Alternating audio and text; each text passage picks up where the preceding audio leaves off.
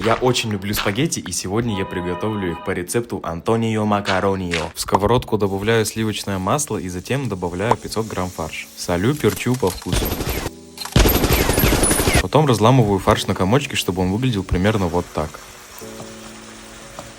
Когда фарш станет вот такого цвета, я добавляю томатный соус. Он состоит из 3 ложек томатной пасты, немного специй и чуть-чуть воды. Тщательно его перемешиваю и добавляю к фаршу. Снова все перемешиваю и накрываю крышкой, оставляя где-то на 5 минут. Спустя 5 минут итальянская смесь готова. Затем добавляю спагетти и варю их столько, сколько указано на упаковке.